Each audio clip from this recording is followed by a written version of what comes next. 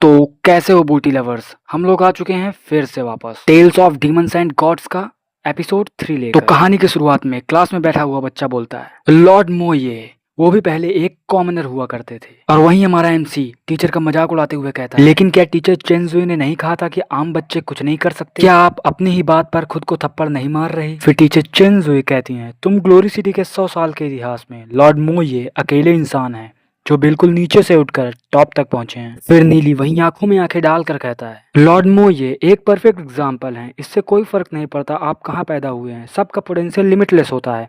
अगर कोई मेहनत करने को तैयार है तो कुछ भी मुश्किल नहीं। फिर टीचर चेंजुई नीली को एकदम गुस्से वाली नजरों से देखती हैं, लेकिन नीली को कुछ भी फर्क नहीं पड़ता। टीचर चेंजुई चिढ़ते हुए कहती हैं, तुम्हारी जबान कुछ ज्यादा ही चलती है। तुम्हें क्या लगता है मीठी बातें करने से कड़वी सच्चाई बदल जाएगी?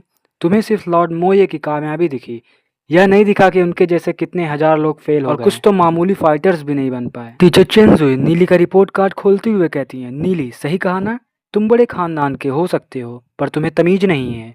चलो देखते हैं तुम्हारे अंदर कितना टैलेंट है। और हमारे नीली का तो रिपोर्ट कार्ड इतना घटिया होता है कि उसको खुद शर्म आ जाए। टीचर उसका रिपोर्ट कार्ड देखते हुए कहती हैं, रेड सोल रियलम सबसे घटिया और कमजोर level, soul force 5, physical strength 21। फिर टीचर चेंजुई कहती हैं, इस घटिया टैलेंट के साथ तुम पूरी जिंदगी में सिर्फ ब्रॉन्ज रैंक फाइटर ही बन सकते हो। एक महान डीमन स्पिरिटिस्ट बनने का तो सोचना भी मत, इम्पॉसिबल। वहीं टीचर चेंजुई घटिया तरीके से हंसते हुए कहती हैं, यह आज तक का सबसे बड़ा मजाक है। एक घटिया रेड सोल रियलम वाला बोल रहा है कि उसे लॉर्ड मोये जैसा बनना। जब लॉर्ड मोये छोटे थे तो उनका टैलेंट क्यान सोल रियलम बहुत ऊंचा लेवल था। फिर नीली कहता है, हाँ मैं जानता हूँ आपके दिल में मेरे लिए सिर्फ नफरत और घमंड है, पर एक दिन मैं सच्चाई के साथ आपका मुंह बंद कर दूंगा। और वहीं क्लास के अमीर बच्चे उसे ताना मारते हुए कहते हैं, ये तो आम बच्चों से भी गया गुजरा है, ये बस अपने डर और कमजोरी को छुपाने के लिए बड़ी बड़ी बातें कर रहा है। फिर वहीं हमें चैनियो को दिखाया जाता है जो कहता है, इतना बेकार टैलेंट, ये तो इस शहर के सबसे निचले कोने में रहने लायक है। अगर यूनजी इस क्लास में ना होती तो मैं इस कचरे के साथ बैठना भी पसंद। फिर टीचर चेंजुई कहते हैं, इतने खराब टैलेंट के साथ तुम अपने खानदान में भी किसी का ध्यान नहीं खींच पा, फिर भी तुम बड़ों के सामने इतने बदतमीज और अकड़ में घूम रहे हो। नीली गुस्से में चिल्लाते हुए कहता है, टीचर चेंजुई आपको लगता है कि एक सोल रियलम किसी का फ्यूचर दिखा सकता है? आपका कैरेक्टर कितना घटिया है। आप सिर्फ उनका साथ देती हैं जो गिफ्टेड टैलेंटेड हैं, और जो एवरेज हैं उनका मजाक उड़ाती हैं। और ऊपर से आप प्रिंसिपल्स की बातें करती हैं। टीचर चेंजुई गुस्से में चिल्लाकर कहती हैं, चुप रहो, तुम्हारी हिम्मत कैसे हुई अपने ही टीचर की बेइज्जती कर। नीली कहता है, मुझे शर्म आती है कि आप जैसे मेरे टीचर हैं। पढ़ने और सिखाने के बजाय आप ऐसे कड़वे शब्द बोलकर बच्चों का कॉन्फिडेंस तोड़ती हैं।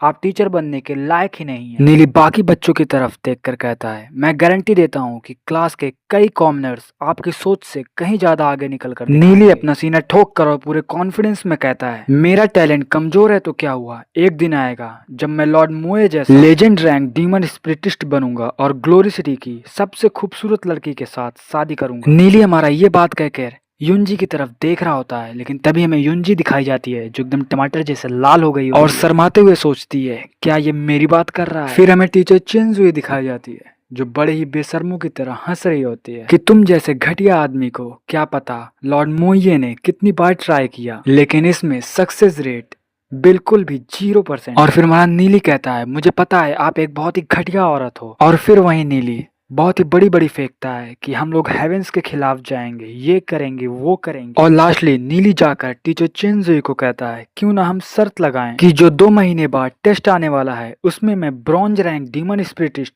बनकर दिखाऊंगा। अगर मैं फेल हुआ तो मैं इस स्कूल से हमेशा के लिए रिजाइन दे दूंगा, लेकिन अगर मैंने कर दिखाया तो आपको रिजाइन करना पड़ेगा। बोलो मंजूर है? टीचर चेंजुई ठहाका मार कर हंसते हुए कहती है, हा हा हा, मजाक है, इतनी बड़ी बात बोल रहा है। तुम्हें लगता है तुम 2 महीने में अपना सोल फोर्स 5 से बढ़ाकर 100 कर लो? टीचर चेंजुई कहती हैं, अगर ऐसी बात है तो मैं क्यों पीछे हटूं? मुझे नहीं लगता कि तुम जैसा घमंडी बच्चा कुछ कर पाएगा। तेरी हिम्मत कैसे हुई ऐसी बड़ी बातें कर? टीचर चेंजुई नीली को सजा देते हुए कहती हैं, अपने टीचर से ऐसी बदतमीजी करने के लिए अगले 2 महीने तक तुम क्लास के सबसे पीछे दीवार के पास खड़े होकर पढ़ो। नीली कहता है, क्योंकि टीचर चेंजुई शर्त के लिए मान गई हैं तो बाद में रिग्रेट मत। टीचर कहती हैं, मैं पछताऊंगी, क्या मजाक है, बाद में मेरे पास रोते हुए मत आना। क्लास के घमंडी बच्चे हंसते हुए कहते हैं, देखो फ्यूचर लेजेंड रैंक डीमन स्पिरिटिस्ट को खड़े होने की सजा मिल गई। क्लास में बैठा हुआ पहला बच्चा कहता है, लगता है ये स्कूल से निकलने से डर गया। और फिर वहीं दूसरा बच्चा कहता है, अभी तो बड़ी बड़ी बातें कर रहा था, अब क्या हुआ। फिर वहीं डूजी सोचता है, नीली तो एक बड़े नोबेलिटी से है, फिर भी उसने हम बच्चों कॉमनर्स के लिए आवाज उठाई और सजा पाई। मैं चुपचाप कैसे बैठा रह सकता हूँ। डूजी गुस्से में अपनी सीट से उठता है और जाकर नीली के साथ दीवार के पास खड़ा हो जाता है। टीचर चेंजुई कहती हैं, क्योंकि तुम भी खड़े रहना पसंद है तो जाओ उसके साथ ही खड़े रहो। तभी वहाँ लू प्याओ भी चलकर उनके साथ खड़ा हो जाता है। वहीं नीली हंसते हुए कहता है